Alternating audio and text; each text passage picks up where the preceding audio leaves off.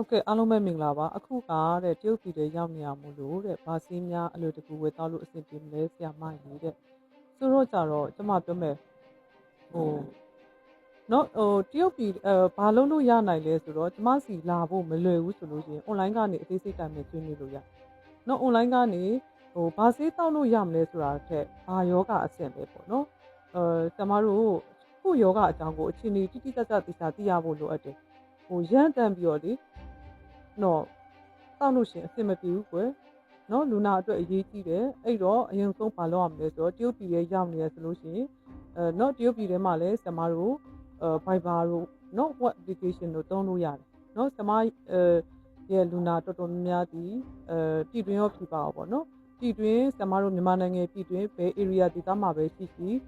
မြန်မာနိုင်ငံပြည်တွင်းမှာပဲရှိတဲ့လူနာဆိုရင်ဆမတို့ဒီ consultant fee 2သားဒီဘနိုင်ငံရဲ့ခြားပေါ့နော်မြန်မာနိုင်ငံပြည်တွင်းမှာမဟုတ်တော့เนาะတရက်ကဆိုလို့ရှိရင်ကလေးမလေးတယောက်ထိုင်ဝမ်မှာပေါ့เนาะသူဒီထိုင်ဝမ်က beauty salon ဆိုင်မှာအလုပ်လုပ်နေတာเนาะ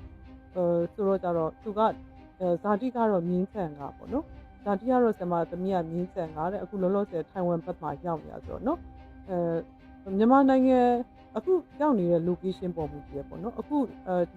ကျမတို့တရုတ်ပြည်ထဲရောက်နေဆိုရင်ကိုစားနဲ့ဖီ3000เนาะတိုင်ပင်ဆွေးနွေးကငွေလွှဲ3000နဲ့အတူမိမိအနာပုံနဲ့အတူအသေးစိတ်တိုင်ပင်ဆွေးနွေးပြီးတော့ကုသမှုခံလို့ရတယ်။နော်အနာတခြားစီတခြားဖြစ်ဖို့အနာနဲ့ဆေးနယ်တွေ့ပြီးအများဆုံးသက်သာပြောက်ကင်းခြင်းနဲ့ဆိုလို့ရှိရင်ကိုယောဂဒီဘယ်ယောဂအစဉ်ထဲမှာပါနေလဲ။နော်ဆရာမတို့လက်ကောင်းဂရီဂျီနာဆိုခွဲနာဆိုချင်တာဘယ်ယောဂအစဉ်ထဲမှာပါနေလဲ။တခုတည်းဖြစ်တာလား။နောက်နှစ်ခုသုံးခုတွဲပြီးတော့ပူးတွဲပြီးဖြစ်တာလား။နော်ဆရာမစီအိန္ဒိယကနေပြီးတော့online ကနေတဆင့်စိတ်ကူးသားမှုခံရတဲ့အမျိုးသားလူနာဆိုရင်သူဒီလက်ကောင်းဂရီဂျီနာဆိုကွဲနာဆိုချင်တာဆိုပင်စာတက်2ကြီးပေါ့နော်ဒီလိုမျိုး၅မျိုးတွဲထီတောင်မှဖြစ်နေတဲ့လူနာတွေရှိပါတယ်အဲ့တော့ဆမအကြံဉာဏ်ပေးလမ်းညွှန်ချင်တာကစေးတောက်ဖို့မလောနဲ့စေးဝယ်ဖို့မလောနဲ့အနာတခြားစီတခြားဖြစ်ဖို့အနာနဲ့ဆေးနဲ့တွေ့ပြီးအများဆုံးသက်သာပြောက်ကင်းနေခြင်းနဲ့ဆိုလို့ရှိရင်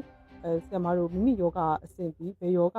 အချိန်လေးအဆင့်ထဲမှာရောက်နေလဲဆိုတာကိုတိတိကျကျသိချာသိရဖို့လိုအပ်တယ်เนาะအဲ့ပေါ်မူတည်ပြီးတော့မှဆမတို့ကဘာဆက်လုပ်တင်လဲပေါ့နော်အဲ့ဒါကိုဆမတို့ကအကောင်းဆုံးလမ်းညွှန်ပြီးတော့ဤစနစ်တကျနဲ့ကုသပေးပါတယ်ဆိုတော့ကြတော့အရင်ဆုံးဆွေးနွေးကုသမှုခံယူပါပြီးမှလိုအပ်တာကိုလမ်းညွှန်ကုသပေးပဲပေါ့နော်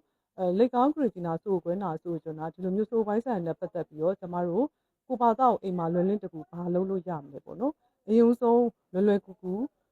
လုပ်လို့ရတဲ့လူနဲ့ဒီရေများများတောက်ပေးနော်နံပါတ်1ချက်ရေများများတောက်ပေးမယ်နံပါတ်2အချက်ကျမတို့ထမင်းစားတဲ့အခါမှာအခြေ